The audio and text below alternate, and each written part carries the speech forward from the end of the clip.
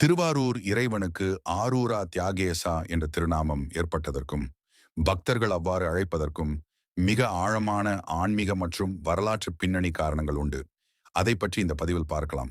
வீடியோவை முழுசா பாருங்க. வீடியோ பிடித்திருந்தால் ஆரூரா தியாகேசா என கமெண்ட் பண்ணுங்க. ஆரூரன் ஆரூரா என்ற பெயர் காரணம் இந்த ஊரின் அடிப்படையில் திருத்தலத்தின் வரலாற்று பெயர் ஆரூர் திரு என்ற அடைமொழியுடன் திருவாரூர் என்பதாகவும் ஆரூர் என்பதில் உள்ள ஈசனை ஆரூரில் உறையும் பெருமானே என்று அழைக்கும் பொருட்டு ஆரூரா என்று அழைக்கத் தொடங்கினர்.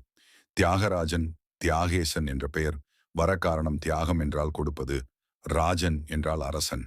கேட்பவருக்கு கேட்கும் வரங்களை வாரி வழங்கும் கொடைத்திறனில் சிறந்த அரசன் என்பதால் இவருக்கு தியாகராஜர் என்று பெயர் வந்தது. மேலும் தனது பக்தன் சுந்தரமூர்த்தி நாயனாருக்காக இறங்கி வந்து தனது பெருமைகளை எல்லாம் தியாகம் செய்துவிட்டு நள்ளிரவில் தூது நடந்து சென்ற எளிமையின் காரணமாகவும் இவருக்கு தியாகராஜர் என்ற பெயர் நிலைத்தது. இரண்டையும் இணைத்து ஆரூரா தியாகேசா என முழங்குவதன் ரகசியம் பக்தியின் உச்சம்.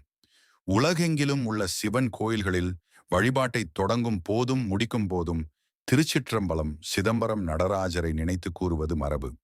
ஆனால் திருவாரூரில் மட்டும்தான் இந்த மரபு மாறி ஆரூரா தியாகேசா என்று முழங்குவார்கள்.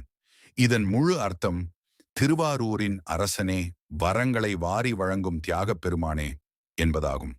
குறிப்பாக உலக புகழ்பெற்ற ஆழ்தேரோட்டத்தின் போது லட்சக்கணக்கான பக்தர்கள் ஒன்று கூடி ஆரூரா தியாகேசா என விண்ணதிர முழக்கமிட்டு தேரை இழுப்பது சிவன் மீது கொண்ட பக்தி பரவசத்தின் உச்சமாக கருதப்படுகிறது.